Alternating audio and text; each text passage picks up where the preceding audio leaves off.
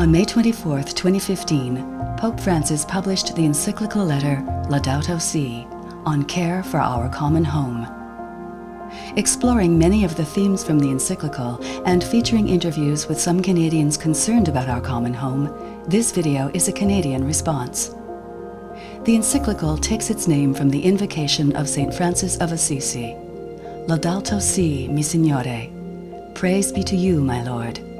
Praise be to you, my Lord, through our sister, Mother Earth, who sustains and governs us. Nothing in this world is indifferent to us. In this encyclical, Pope Francis enters into dialogue with all people about our common home. He writes, "I wish to address every person living on this planet."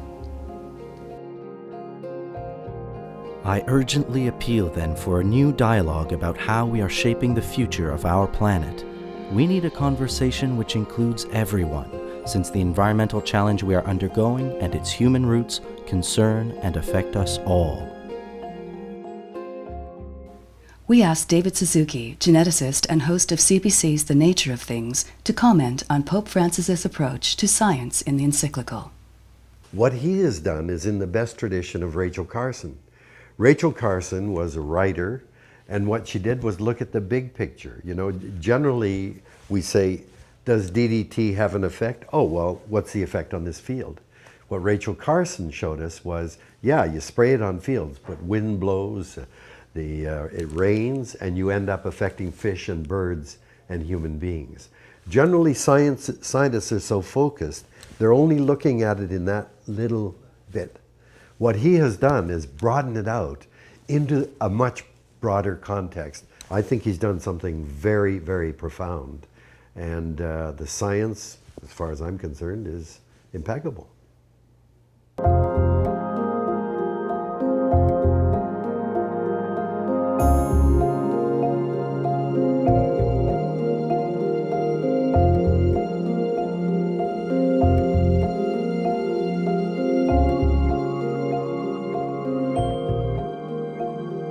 In Chapter 1, Pope Francis declares that exposure to atmospheric pollutants impacts health, especially of the poor, and that these problems are linked to a throwaway culture which reduces things to rubbish.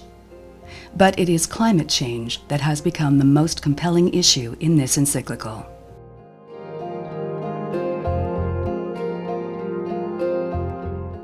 The climate is a common good, belonging to all and meant for all. At the global level, it is a complex system linked to many of the essential conditions for human life. The Pope then describes the climate change crisis facing the planet today. In scientific detail, he describes how greenhouse gases, created in large part by the burning of fossil fuels, build up in the atmosphere and hamper the escape of heat produced by sunlight on the Earth's surface. The globe is heating up. In 1988, people were very, very concerned about global warming. I interviewed Lucien Bouchard, who was the brilliant politician that Brian Mulroney was re-elected in '88, appointed Lucien. I said, what is the most critical issue that we have to face? And he said, right away, global warming. I was very impressed. 1988, I said, how serious is it? And his answer was, and these are his words, it threatens the survival of our species. We have to act now. 1988, Stephen Lewis chaired some sessions of 300 climatologists meeting at the University of Toronto. They were so concerned about climate change, they said in a press release, this is a threat to human survival second only to nuclear war, and called for a 20% reduction in 15 years. That was a call. Scientists had said it. The evidence was in. We've been going backwards ever since. So people knew that global warming was a serious threat, and were ready to act on it. Now, all of the years since, I have been backpedaling, trying to say, look, the evidence is in. Climate change is happening. Here's the evidence. The denial has been getting stronger and stronger. Why? It's been coming from the fossil fuel industry. So finally now, I think we've turned a corner. But in terms of our government, we've had 10 years of a government that hasn't even mentioned climate change as an issue, a serious issue. And it's an issue not only of our survival, it's an issue of enormous economic implications. So When I see the encyclical, I go, hallelujah.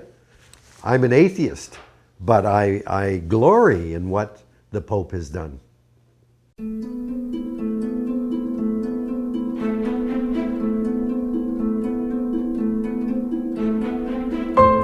Fresh drinking water is an issue of primary importance, since it is indispensable for human life and for supporting terrestrial and aquatic ecosystems. Well, I think it's wonderful that Pope Francis zeroes in right away, or very early in the encyclical, on water. But he also, of course, places the concept of caring for Mother Earth within all of our other parts of our lives, cultural, social, economic, spiritual, and so on. He doesn't separate it off. He doesn't say that's the environment and it's over here. He says it's all one. And I think that's a radical, wonderful, poetic, necessary vision in our time. He particularly singles out water, which is incredibly important because we are a planet running out of water, and the growing crisis of the inequality and inequitable access to water is one that is with us, not just in the global south anymore, but in the global north as well. So he sees this, he names it, and he takes action, or directs us to take action to make this different.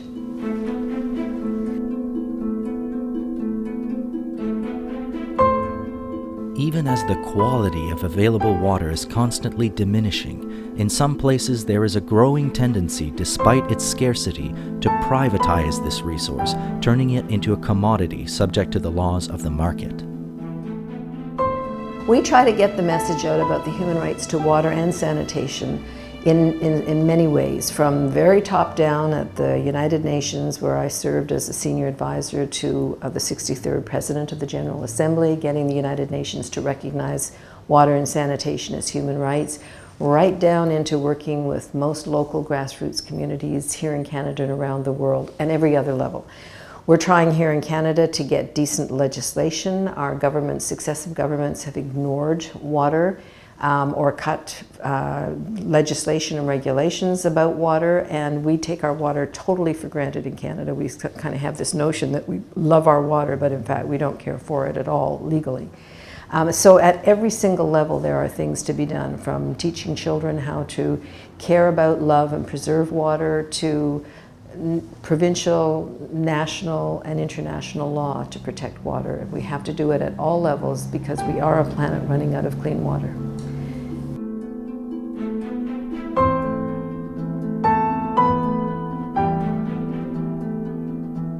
The Earth's resources are also being plundered because of short-sighted approaches to the economy, commerce, and production. The loss of forests and woodlands entails the loss of species, which may constitute extremely important resources in the future, not only for food, but also for curing disease and other uses. The encyclical is brilliant science. Other species provide us with the very things that we need to survive: clean air, clean water, clean soil and food, and clean energy. And so long as we regard them as just resources, then we will exploit them without a second thought. But regarding them as our relatives, as beings that have every right to exist on this planet, means that we treat them in a very different way.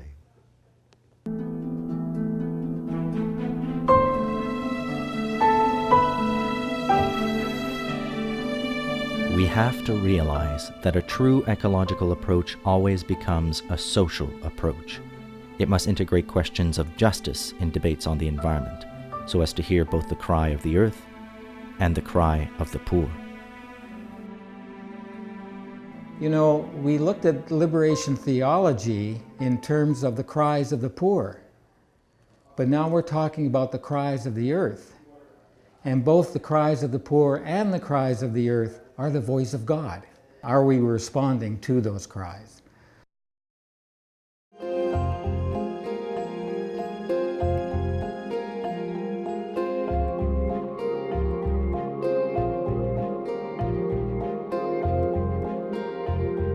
In Chapter 2, the Pope proposes a dialogue. Science and religion, with their distinctive approaches to understanding reality, can enter into an intense dialogue, fruitful for both.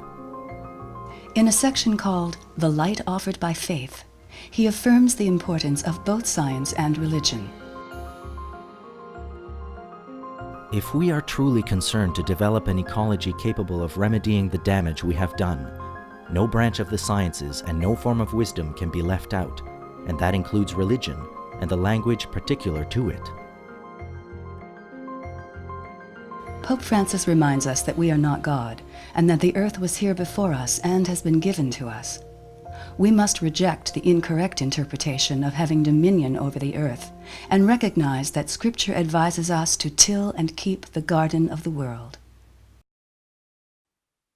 Sister Gertie Josh, a Sister of Charity of Halifax, works on Canada's West Coast at the Living Language Institute Foundation, presenting workshops entitled Programs in Earth Literacies, based on the work of theologian Thomas Berry. She reflects on the phrase, to till and keep. To till and keep means that we celebrate and we participate with the soil in a reciprocal relationship. And it's a spiritual experience actually to work in the soil. When we put our hands in the soil and reflect on the billions of species that are in that handful of soil, it's awe and it's gratitude for what's there. So it's a responsibility, and it's a relationship. We care for the soil cares for us. It's back and forth. Father Bill Clark is the spiritual director at the Ignatius Jesuit Centre in Guelph, Ontario. He describes the significance of the organic farm on the property. We're being more and more intentional now about integrating the whole sustainable agriculture, the environment, with our spirituality. So you can't have good Christian spirituality without a deep awareness of the earth and the needs and the suffering of the earth as well. So it's become one part of our formation for people. And along with that then, we have these CSA gardens where people come and pick up their vegetables once a week. They sort of buy into the farming project. Plus we have a whole number of plots where people from the city can come out and have their own little gardens or their own large gardens. It's wonderful to see them on the weekends with their children, out there gardening and teaching their children about gardening at the same time. So it's a part of our mission, really. But if you see it all as being sacred, if you see the trees and the birds and the water and the mountains and the whole thing as all being sacred, then you're entitled to play your role in it. You're entitled to have your part in it. You're not expected to starve, but you see yourself as part of that overall fabric and as having an interest, both for yourself and for others, in the preservation of that fabric. I see that as being something towards which the Pope seems to be moving in that phrasing. And if there's a rapprochement between the spirituality of the First Nations and the spirituality of the Western European settlers in this country, man, that is a huge, huge reason for hope. Later in Chapter 2, Pope Francis reflects on the story of Noah in Genesis. These ancient stories full of symbolism bear witness to a conviction which we today share, that everything is interconnected, and that genuine care for our own lives and our relationships with nature is inseparable from fraternity, justice, and faithfulness to others. And I think of it in terms of the evolutionary story, the story of the universe, that we have a profound relationship with everything, that we actually are 13.8 billion years old. We're part of everything that's come before us. And we're in relationship with everything. We're in relationship with air, with the water, with one another, with bees, with elephants, with the sand, the soil that we live on. That's what I understand to be everything to be interconnected. It's a profound relationship, and it's all mind-boggling that we are relations with everything. In the last section of Chapter 2, entitled The Gaze of Jesus, Pope Francis affirms the central role of the life of Jesus to Christian believers. In the Christian understanding of the world, the destiny of all creation is bound up with the mystery of Christ. Present from the beginning, all things have been created through him and for him.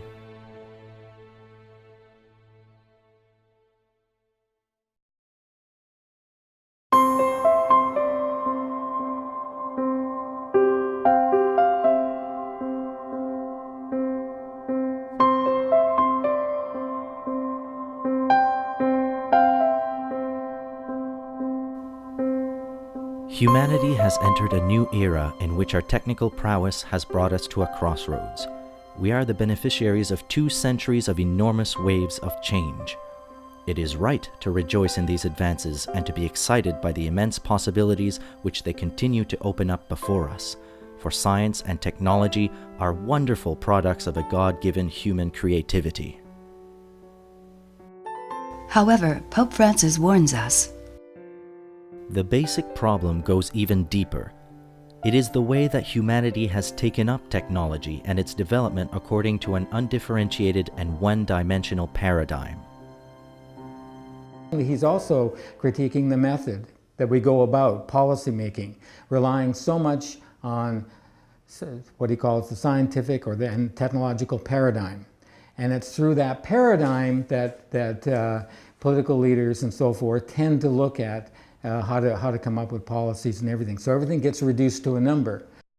It is this paradigm that promotes the idea of infinite and unlimited growth. But there comes a point where there really is a limit. There really is only so much of these various, I don't like to call them resources, but that's what they're normally called. And and at some point you run out of them.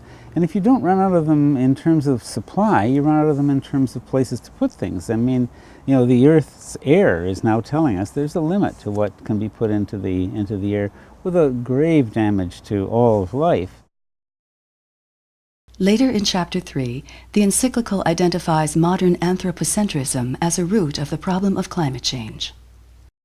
What he did was he cut through some of the history of the Catholic Church too. He cut right through all of that and said that we are anthropocentric, we are turned unto ourselves, when in fact we have to recognize that what we're dealing with here is life as a living organism, and we're talking about living organisms. The Earth itself is a living organism.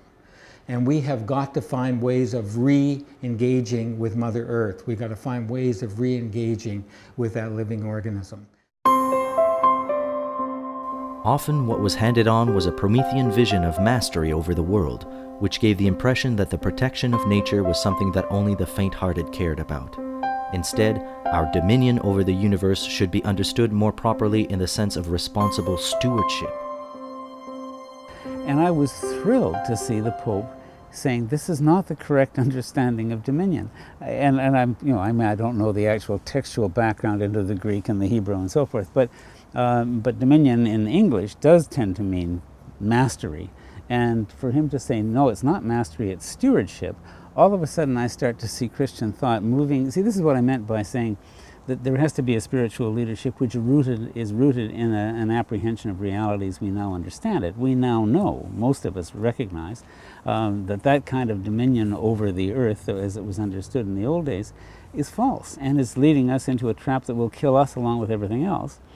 So we need a reinterpretation, and we need it from a figure of authority, and I was just thrilled that the Pope was undertaking that very necessary task.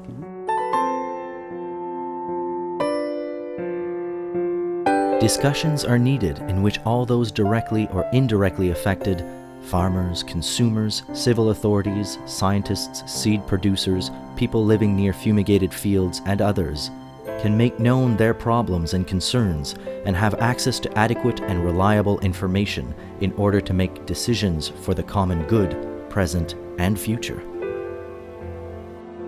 This is a chance to change everything. Everything has to change. And the fundamentals of life itself and our way of doing things in terms of our politics, our economics, as well as our relationship to nature and the environment have to fundamentally change.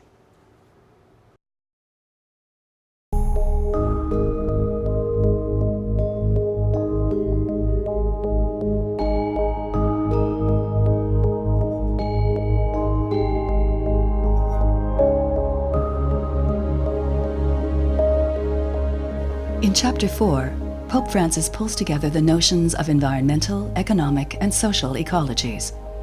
Based on a definition of the root concept of ecology as the study of the relationship between living organisms and the environment in which they develop, Pope Francis coins a new type of ecology which he calls integral ecology.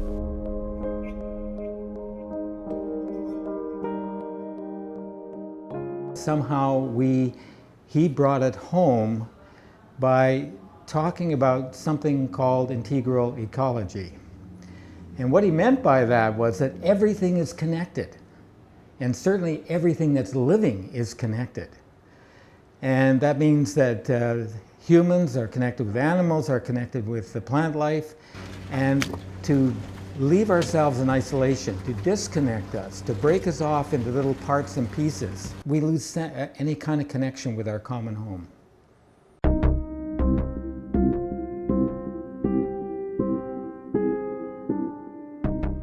Many intensive forms of environmental exploitation and degradation not only exhaust the resources which provide local communities with their livelihood, but also undo the social structures which, for a long time, shaped cultural identity and their sense of the meaning of life and community.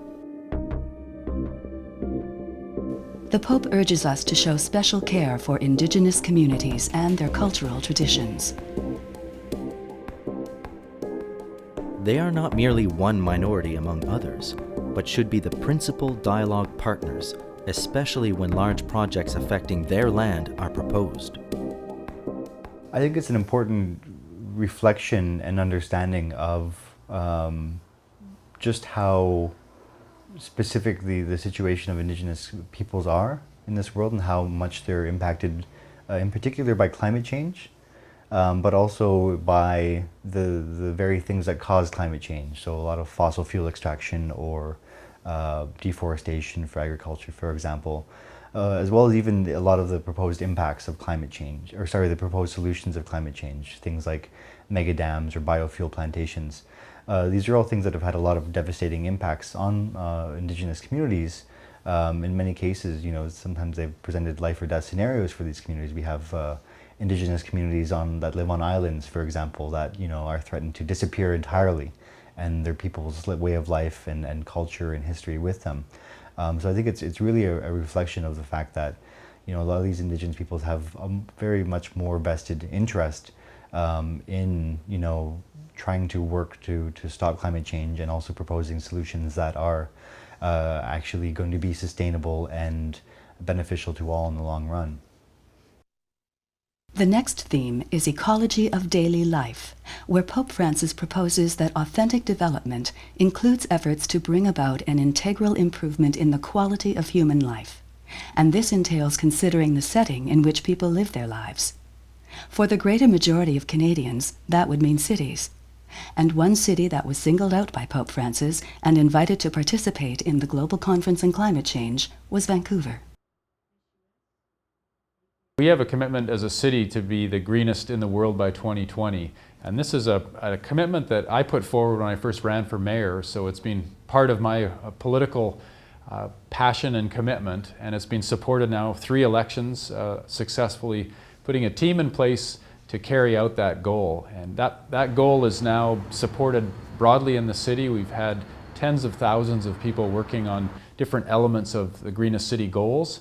It's like a decathlon for us, whether it's air or water or local food, reducing our climate pollution, transportation, creating green jobs. We have 10 different metrics and targets that we're tracking to get to the 2020 goal of being the greenest, and to inspire other cities around the world to be part of this, raising the bar, raising the level around the world in cities to be much more sustainable.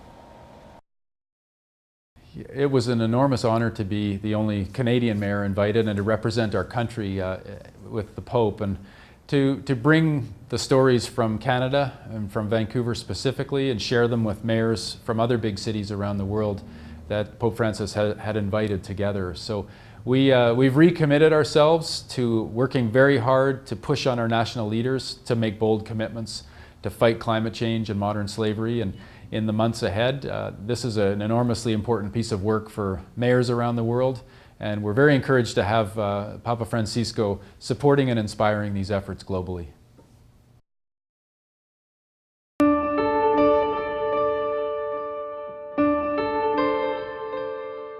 In Chapter 5, the Encyclical describes the world as interdependent and proposes that solutions for climate change should be made from a global perspective.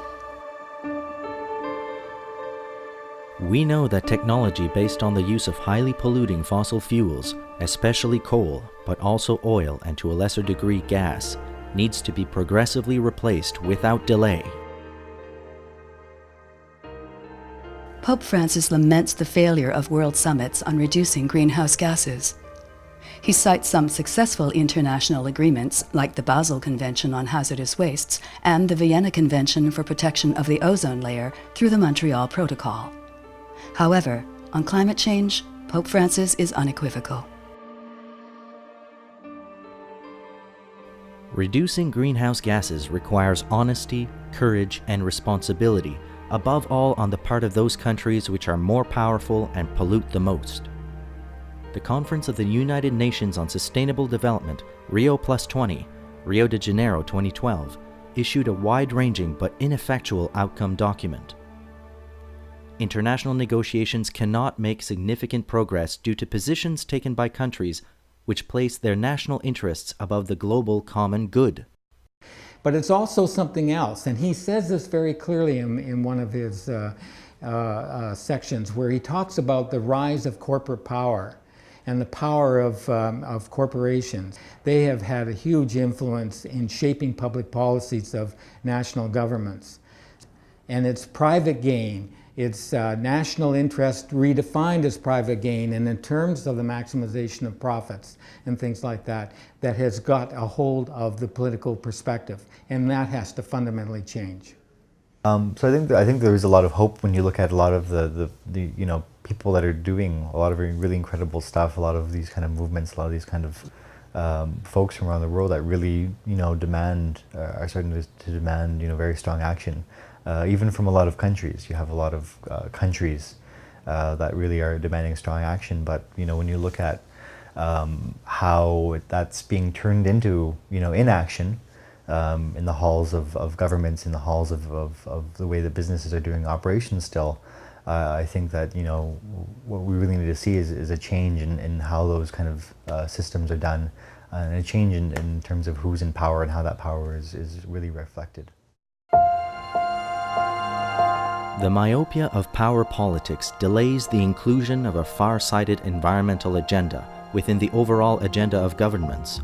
True statecraft is manifest when, in difficult times, we uphold high principles and think of the long-term common good.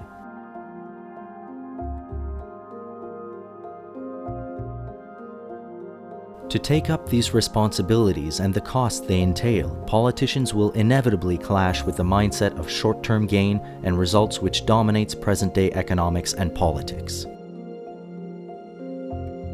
I certainly think that it's accurate assessment of the problem we have in politics and government, where it's short-term, it's one term at a time, and very short-term commitments made by politicians to get elected and be popular. But I think we're at a time where that's actually very destructive, and we need to shift. And there needs to be political leadership that's thinking long-term and acting for the big picture. And I think we're seeing that shift happening in cities right now. We're seeing lots of mayors come to the forefront with the leadership to act for the long term in the best interests of humanity. But we're not seeing that at the national level. We're seeing many national leaders afraid to act and to take bold action to deal with climate change and to deal with global poverty and modern slavery.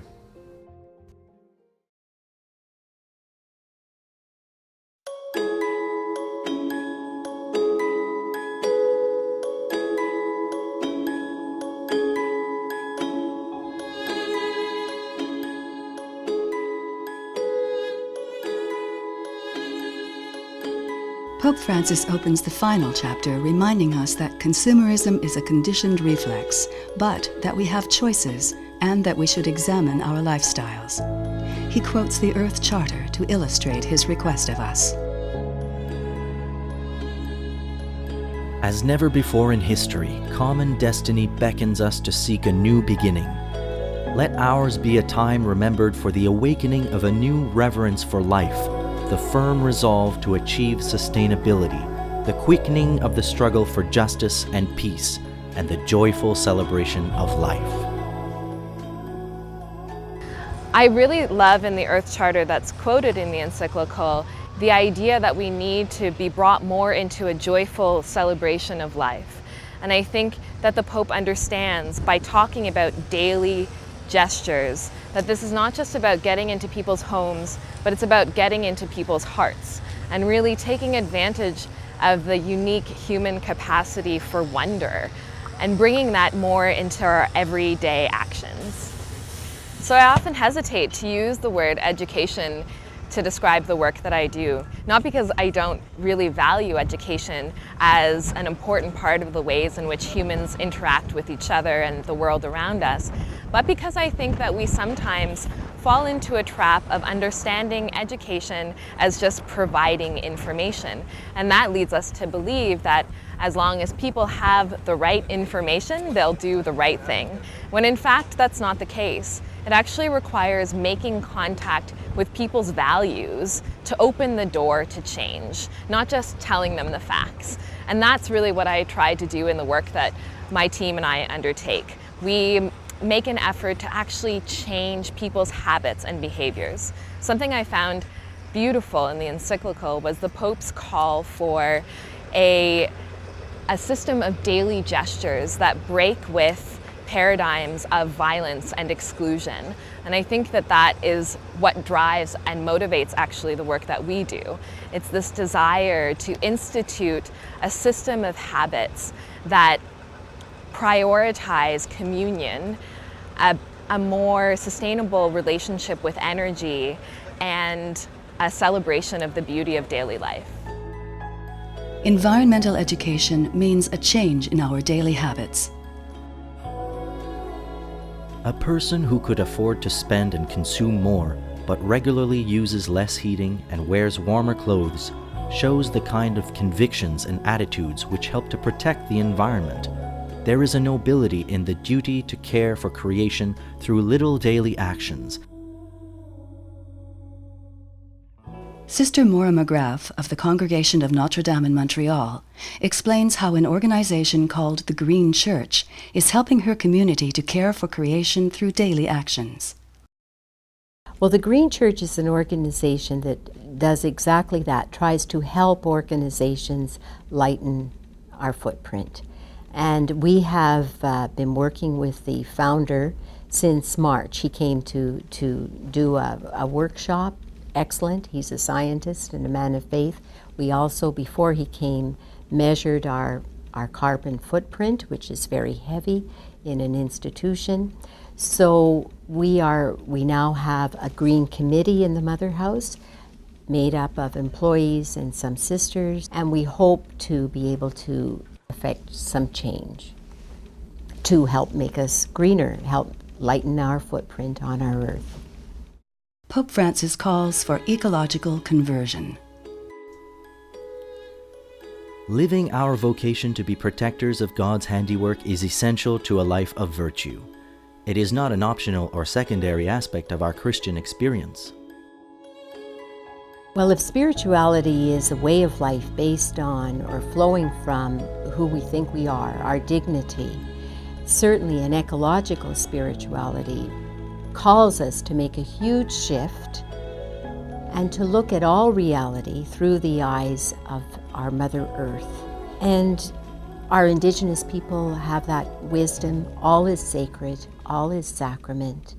And the Pope is really calling us not to add on the earth, but to look at all reality, all the issues, and to hear the cry of the poor and the earth as the one cry.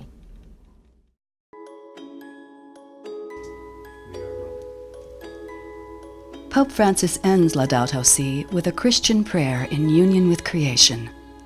The final stanza captures the essence of his encyclical.